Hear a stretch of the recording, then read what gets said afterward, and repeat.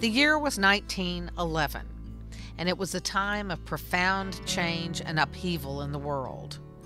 Girls across America were breaking out of corsets and society's narrowly defined roles for women.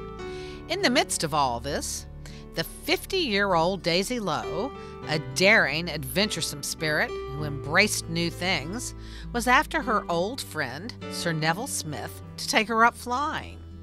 Smith was pursuing his aviation certification and would later become a decorated commander in World War I.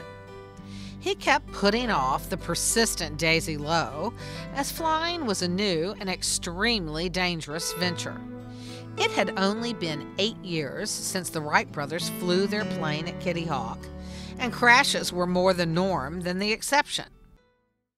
Neville Smith may play another important role in the Girl Scout story, since he was probably responsible for making the introduction that would change her life. Smith was the first cousin of Sir Robert Baden-Powell, hero of the Boer War and founder of the Boy Scouts.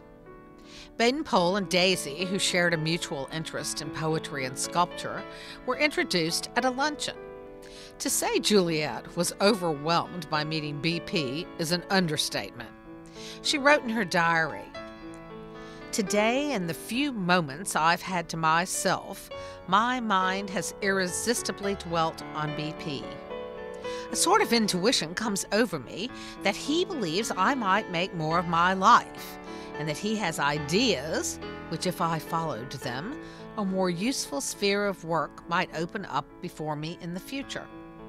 I feel rather ashamed of being so curious to know of his ideas. I dread lest he may possess some unexplained magnetism which might make me too feel inclined to idealize him." On June 17th, she continues, "Again, I met BP. No doubt about his magnetism. I told him a little about my futile efforts to be of use, and the shame I feel when I think of how much I could do, yet how little I accomplish, and when thrown with a man who has made a success of everything, by contrast I feel my life brings forth nothing but leaves. A wasted life." She wrote to her father, "The Girl Guides is sort of an outcome of the Boy Scouts. When Baden-Powell first formed the Boy Scouts, 6,000 girls registered using their initials. And as he could not have girls traipsing about the country after his Boy Scouts, he got his sister, Miss Agnes Baden-Powell, to form a society of Girl Guides. And the first law was that they must not speak to a Boy Scout if they saw him in uniform. I liked the girls, and I liked the organization, and the rules, and the pastimes, so if you find that I get deeply interested, you must not be surprised." Actually, nothing could have surprised her family more. Assuming it was another Daisy whim, they teased her and made fun of the organization, calling it the Girl Scouts. Daisy's boundless energy, natural enthusiasm, and dynamic personality provided a winning combination for the fledgling Girl Guides, just as Baden-Powell's charisma had been needed to start the Boy Scouts. Soon after her early meetings with Sir RBP, she organized troops in Scotland and in London. She wrote her papa in August 1911, "I am getting up a corps of Girl Guides here in this glen, where the Highland girls are so far from the world that they remain ignorant in all the details of nursing the sick and the way to feed and bring up delicate children."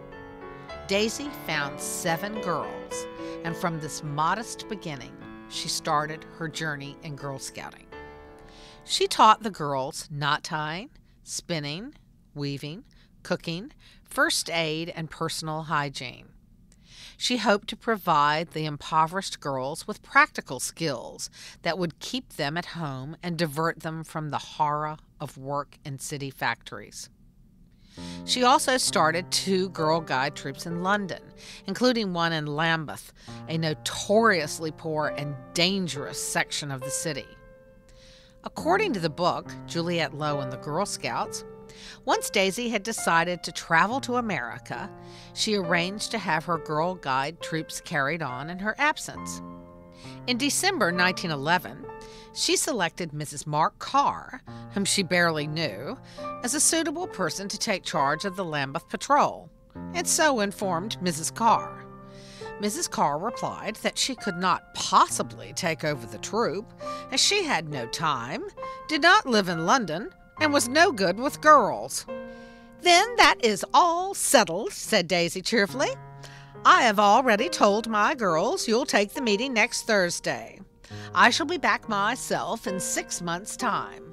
I will pay for the girls' uniforms and any other expenses you may be put to, such as the tea every week after the meeting.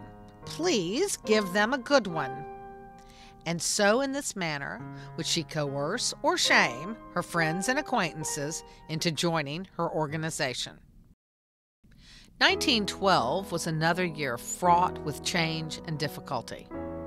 A hotly contested United States presidential election, and later in the year, Daisy would suffer a great personal tragedy, the death of her beloved papa. In spite of it all, and believing her organization to be good for rich or poor, she wanted to take it to America, and the place where she planned to start it was Savannah. On January 6, 1912, she left England for home on the passenger ship Arcadian. Edith Johnson, the first National Secretary, writes, "There was never the slightest doubt in Mrs. Lowe's mind that the girls of the United States would be as enthusiastic over girl guiding as the girls of England." When in 1912 she returned from England with the handbook of the English Girl Guides tucked away in her suitcase and her mind bubbling with plans, to her, the chief problem in launching the movement in our country lay in being equal to the task herself. When she arrived in Savannah, quite characteristically, she went straight to the girls themselves. Daisy inaugurated the concept of girl-led program from the very beginning. She held teas with girls that were so successful that by the time the party ended, she had girls begging for troops. Daisy needed help with the organization, so she recruited her cousin, Miss Nina Pape, a nationally known progressive educator who ran her own school. Daisy telephoned her. "Come right over.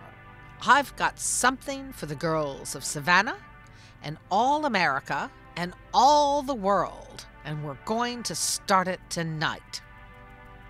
They began planning feverishly, and on March 12, 1912, the first 18 girls were signed up in 2 patrols, the White Rose and the Carnation. The first Girl Guide was Daisy's niece and namesake, Margaret, Daisy Dutes Gordon, signed up much to her surprise in absentia. Edith Johnson states that nothing less than such a burning faith could have accomplished what Juliette Lowe accomplished for Girl Scouting. The way she set about starting troops in Savannah was not different from the way she worked throughout the country. Every bit of her dynamic energy she put in the movement so significant to her in its possibilities. And she made others see that significance. In the short time she was in Savannah, she interested not only her personal friends in the Girl Guide plan, but public-spirited men and women everywhere in the city. Almost before I knew what was happening, I found myself appointed Executive Secretary of the Girl Guides, with Mrs. Lowe leaving immediately afterward, saying by way of farewell, "Here is the English Girl Guide Handbook. It will tell you what you need to know, and if it doesn't, use your common sense." Her nephew, Roland Lee, said Daisy once told him, "You know, Roly, I am just a plain woman with some common sense." To which he replied, "I know you are not a plain woman. and you have no common sense, but a great deal of uncommon sense. He believed this unending store of uncommon sense was the keynote of Daisy Lowe's character. Her methods were as curious and attractive as those of Alice in Wonderland, and the results equally astounding, but far more useful. She tackled the impossible with carefree vitality, overcoming the toughest obstacles by blandly ignoring them. She had the gift of turning the most commonplace experience into an adventure compared to which the Arabian Nights seemed positively prosaic. Who could have been more perfect than this genuinely original woman with her gloriously topsy-turvy mind to get an organization like the Girl Guides off the ground? But it would take more than her uncommon sense to recruit girls to the movement. In 1913, in spite of the objections of her friend Sir Robert Baden-Powell, she changed the name of the organization from Girl Guides to Girl Scouts because American girls told her they wanted to be Girl Scouts. She wrote and published her first handbook, How Girls Can Help Their Country, based on the English Girl Guide handbook and Daisy's own ideas. Her handbook included extensive instruction in camping, communication skills like telegraphing and semaphore signaling. There were open-air pursuits such as shooting and archery. Girls learned the identification of insects, shells, fishes, plants, and trees, and how to tell time by the stars. Daisy felt that for girls to become strong and healthy, they needed to eat good food and take plenty of exercise. Daisy's own feelings about her lack of preparedness for life are most evident in the section on self-improvement. She encourages girls, "Whatever you take up, do it with all your might and stick to it. Choose a career. Be prepared for what is going to happen to you in the future. You ought to be learning some proper trade to take up, and save your pay in the meantime to keep you going until you get employment in your new trade. And try to learn something of a second trade, in case the first one fails you at any time, as so very often happens." Still remarkably sound advice nowadays from a woman who paid her own bills in bed, prioritizing them in piles. This year, next year, and never. What careers did Mrs. Lowe suggest for her young women? Really well-educated women can make a good income by taking up translating, dispensing to a doctor or in a hospital, as stockbrokers, house decorators, or agents, managers of laundries, accountants, and architects. Now it is within the power of any girl with perseverance and close study to rise up to distinction as a doctor. And hardly remarkable, given her flying experience with Norman Spratt, she encouraged girls in 1913 to consider aviation as their career path. This was exciting stuff for girls. Juliette Lowe was giving girls what they wanted: fun. In the early years, Juliette Lowe supported the organization entirely on her own. No sacrifice was too great. She paid the modest salaries of staff as she did all other expenses of the movement out of her own pocket. In 1915, desperately needing funds for her girls, she sold her magnificent pearls in order to support the organization for another year. Her family, for her own protection, insisted that she incorporate Girl Scouts and enlist others in fundraising and management. It was time for the movement to grow up and for her fledgling organization to take wings.